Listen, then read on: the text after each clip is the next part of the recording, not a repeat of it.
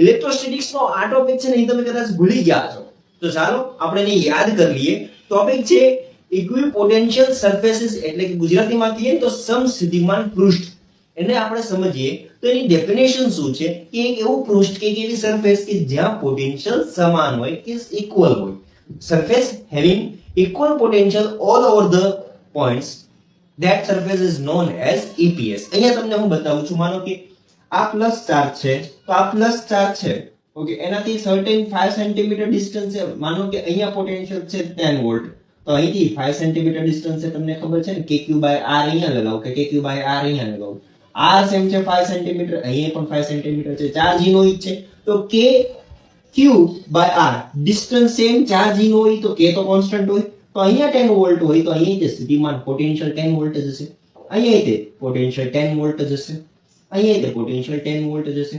મતલબ કે આ ઘણા બધા પોઈન્ટ્સ બને ને, આ બધા પોઈન્ટ છે એને હું કનેક્ટ કરું, બરોબર. આ તો 3D માં હશે એકચ્યુઅલમાં, તો 3D માં એક આખું સ્ફિયર બનશે. એ સ્ફિયર એટલે કે એક ગોળાની સરફેસ બનશે, એક સપાટી બનશે. તો આ શું થઈ જશે ખબર છે? EPS, ઇક્વિપોટેન્શિયલ સરફેસ, સમસ્થિતિમાન પૃષ્ઠ. એવું તમે અહીંયા એવી રીતે પણ સમજી શકો છો. લેટ અસ સે ધેટ આ 5 ની જગ્યાએ હું 10 કરું, આ 5 છે, હજી એક 5 સેન્ટીમીટર લ્યો, તો અહીંયા પોટેન્શિયલ કેટલું હોય? તો તમને ખબર છે, ડિસ્ટન્સ ડબલ કરું છું તો પોટેન્શિયલ હાફ થશે ને. ડિસ્ટન્સ ડબલ થાય, આ ડબલ થઈ જાય નીચે, ઓકે, તો 1/2 થઈ જશે, હાફ થઈ જશે પોટેન્શિયલ. પોટેન્શિયલ હાફ થાય તો અહીંયા 10 હતું, તો અહીંયા કેટલું થઈ જાય? 5 વોલ્ટ. તો અહીંયા 10 સેન્ટીમીટર એ 5 વોલ્ટ, અહીંયા 10 સેન્ટીમીટર એ 5 વોલ્ટ, અહીંયા 10 સેન્ટીમીટર એ 5 વોલ્ટ, એટલે કે 10 સેન્ટીમીટર વાળા બધા પોઈન્ટને કનેક્ટ કરું તો બીજું EPS બને છે. પછી સેમ મેનરમાં અહીંયા આગળ જઈએ તો 15 સેન્ટીમીટર એટલે કે 15 સેન્ટીમીટર કહું તો 5 5 5 3 વખત થયું. તો આની કમ્પેરમાં અહીંયા છે બાય 3 થઈ જશે, ખબર પડી? તો 10/3 થઈ જશે. 10/3 એટલે લગભગ સમજીએ તો 3.33 જેવું આવશે, 3.33 વોલ્ટ, ઓકે. એનો મતલબ તમને ખ્યાલ આવ્યો કે જેમ જેમ ડિસ્ટન્સ વધતું જાય છે એમ પોટેન્શિયલ ઘટતું જાય છે. ને તમને ખ્યાલ છે કે અહીંયા ઇલેક્ટ્રિક ફીલ્ડ વાત કરવા જઈએ તો ઇલેક્ટ્રિક ફીલ્ડ રેડિયલી બહાર તરફ હોય છે ને, ત્રિજ્યાવર્તીય. કોઈ પણ બિંદુ દ્વિભાજનું જે ક્ષેત્ર છે ત્રિજ્યાવર્તીય બહાર તરફ હોય છે. તો અહીંયા બે રીતે ક્રોસ ચેકિંગ થાય છે. એક તો ડિસ્ટન્સ વધતા પોટેન્શિયલ ઘટે છે, એ રીતે પણ સમજી શકો, અને બીજી રીતે પણ સમજી શકો. જો તમને કોન્સેપ્ટ યાદ હોય તો ઇલેક્ટ્રિક ફીલ્ડની ડિરેક્શનમાં પોટેન્શિયલ ઘટે છે. એટલે આ બધા EPS છે ને, જેમ જેમ ફીલ્ડની ડિરેક્શનમાં જવાનું તો EPS એટલે કે સમસ્થિતિમાન પૃષ્ઠનું સ્થિતિમાન છે એ ઘટતું જાય છે, પોટેન્શિયલ છે એ ડિક્રીઝ થતું જાય છે.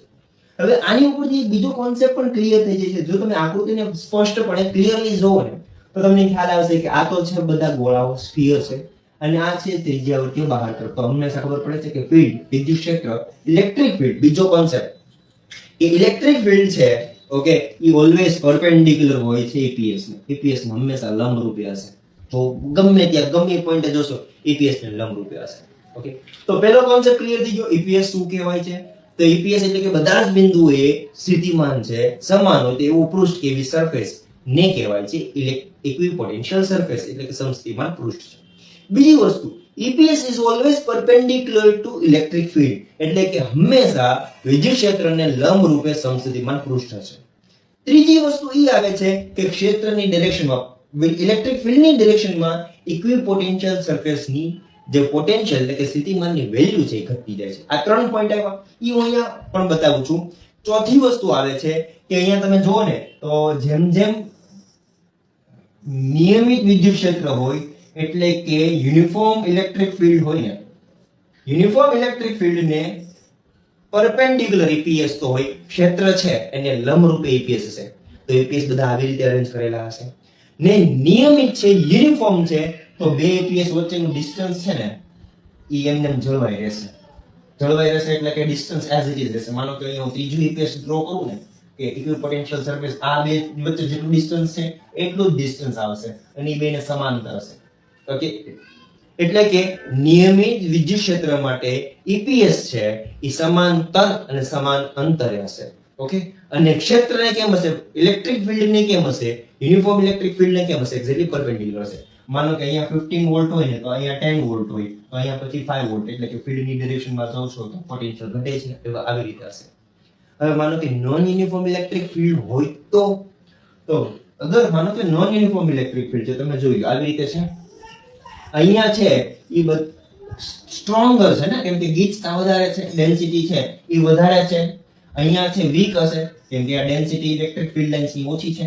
તો ઓલવેઝ EPS તો પરપેન્ડિક્યુલર હોય. તો આની માટે EPS કેવું બને? EPS આવી રીતે બનશે કે વીક હશે ને ત્યાં EPS છૂટા છવાયેલા છે, જેમ જેમ સ્ટ્રોંગર પાર્ટમાં જતા જાવ તેમ EPS છે ઈ કેવા થશે? ડેન્સર થશે.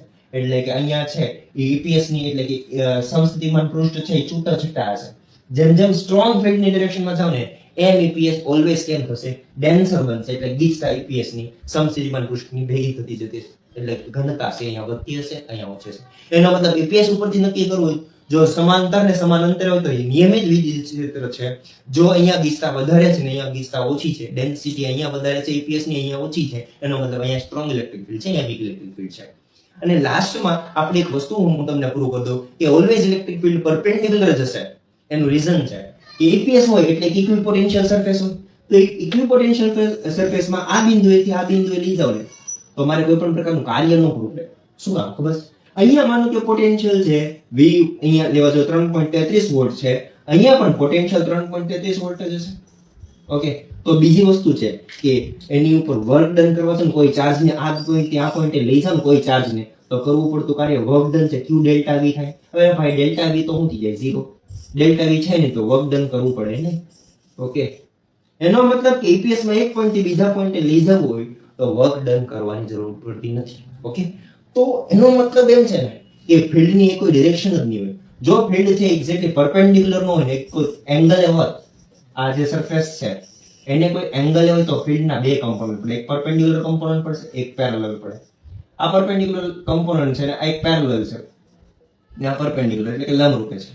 જો પેરેલલ હોય ને એનો મતલબ છે કે વિદ્યુત ક્ષેત્ર છે આ બાજુ. એનો મતલબ કે આ પોઈન્ટ થી EPS માં એક પોઈન્ટ થી બીજા પોઈન્ટ લઈ જવું હોય તો વર્ક ડન કરવું પડે ભાઈ. ફિલ્ડ હોય તેની અગેન્સ્ટ માં લઈ જવા ચાર્જ ને વર્ક ડન કરવું પડશે.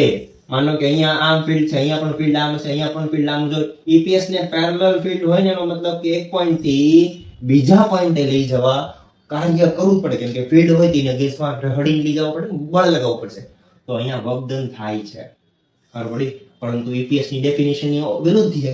જો EPS છે તો વર્ક ડન કરવાની જરૂર પડે નહીં. એટલે કે આ પોઈન્ટ થી આ પોઈન્ટ EPS માં એક પોઈન્ટ થી બીજા પોઈન્ટ લઈ જવું તો વર્ક ડન 0 થાય. વર્ક ડન 0 છે એનો મતલબ કે ફિલ્ડ નો આ કમ્પોનન્ટ કે આ ઘટક છે જ નહીં. કયો ઘટક છે? ખાલી આ ઘટક જ છે. ખબર પડી? તો આ થઈ ગયું છે ટોટલ કોન્સેપ્ટ અબાઉટ EPS એટલે કે ઇક્વિપોટેન્શિયલ સરફેસ સમસ્થિતિમાન પૃષ્ઠનું કોન્સેપ્ટ. કોઈ ડાઉટ કે કોઈ ક્વેરી હોય તો કમેન્ટ બોક્સમાં કમેન્ટ કરજો અથવા તો DM કરજો. આના રિલેટેડ ઘણા બધા ક્વેશ્ચન્સ ટ્વિસ્ટિંગ કરીને કે અલગ રીતે ઘણી બધી પેટર્નમાં પૂછાય છે. Thank you. જય શ્રી કૃષ્ણ.